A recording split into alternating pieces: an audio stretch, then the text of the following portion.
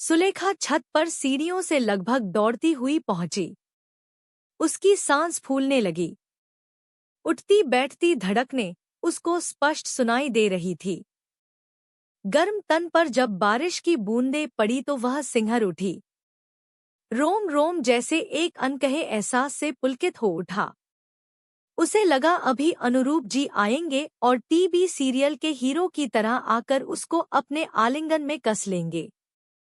इसी खूबसूरत एहसास को महसूस करते हुए उसने सारे कपड़े तार से उतार लिए। इधर नीचे अनुरूप जी ऑफिस से आने के बाद टीवी देखने में मशगूल थे। सुलेखा कपड़े दोनों बाहों में भरकर नीचे ले आई। एक उछली सी नजर से अनुरूप जी ने उसकी तरफ देखा और फिर से टीवी स्क्रीन पर नजरें चिपका ली। मुझसे अच्छी हर चीज है, चाहे अखबार हो, टीवी हो या किताब, सुलेखा मन ही मन बड़बड़ाई। वह थोड़ा सटकर उनके पास बैठ गई। तभी जेठानी का बच्चा आ गया। चाचू आज मेरे लिए चॉकलेट नहीं लाए? उसने रोते हुए तोतली जुबान से कहा। अभी चल रहा हूँ, कहते हुए उसने बच्चे को गोद में बैठा लिया और निकल गया बाहर बच्चे को चॉकलेट दिलाने। सुलेखा ने गहरी सांस ली। अब उसके मन के रोमांटिक भाव काफूर हो चुके थे। फिर से मन पति के पीछे दौड़ने लगा। कितने सपने देखे थे उसने पति के लिए कि विवाह के बाद अनुरूप अपने नाम के अनुरूप ही उसका ख्याल रखेंगे, उस पर किसी फिल्मी दीवाने प्रेमी की तरह जान छिड़केंगे।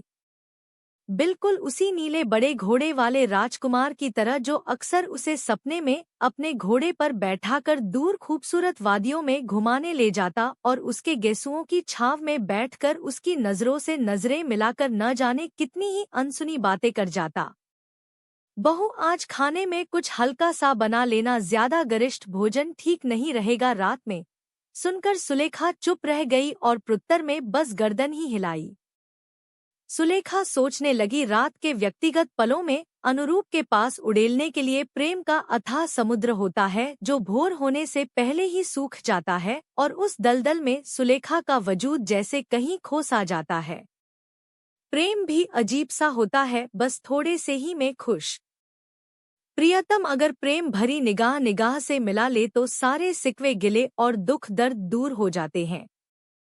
लेकिन ऐसा प्रेम जिसे वासना के अतिरिक्त और कुछ नहीं कहा जा सकता, वह नाभि के नीचे से ही शुरू होता है, आंखों से उसका कोई लेना देना नहीं।